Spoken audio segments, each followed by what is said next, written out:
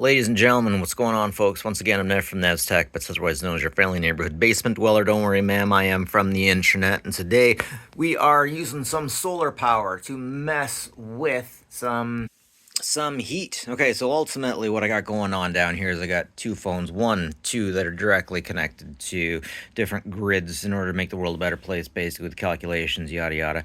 And I have multiple solar panels, each hooked up to different batteries. Today I'm going to be using the the sealed glass unit. Anyways, over here I have two warmerator units. Now, I like to mess around with heat when it comes to solar, and after this year I pretty much figured out that it is really difficult in Canada. If you want to heat your house off solar, you better have like an eighth of an acre, absolutely full of solar panels at all times. Anyways, I just brought this one in from the outside, and I'm going to hook it up into that glass battery. I know I'm not using the right name. I'll figure it out and see how long it takes just to melt that, just to show you how difficult this can be. Hey Google, what time is it? It's 2:35 p.m. 2:35.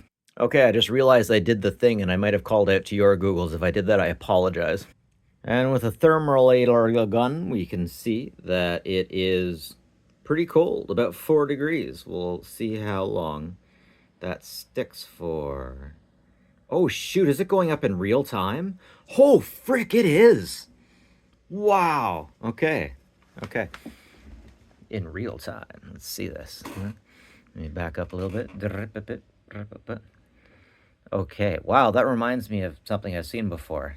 Maybe I shouldn't comment on what that is, though. Yes.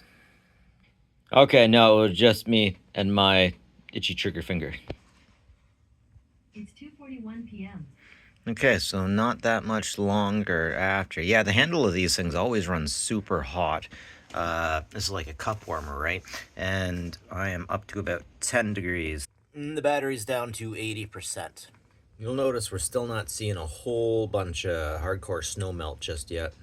All right, so I think I'm going to call this experiment now because I have a little bit of a fault with my wiring. I don't like how much energy I'm putting through it.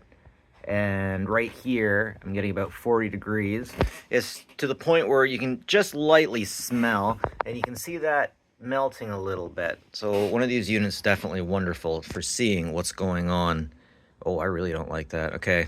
So yeah, when it comes to electric for heating, it takes a lot of electric to get the heating done. Solar definitely isn't the best. It can help, but I don't think it'll ever legitimately be something that you could use in Canada, because the snow gets on the panels and then you gotta take care of that stuff. And at the same time, if you're going to be using electric heating, you really got to have your stuff together. You can't be playing around. I mean, if you're dealing with 5-volt, hey, that's all right.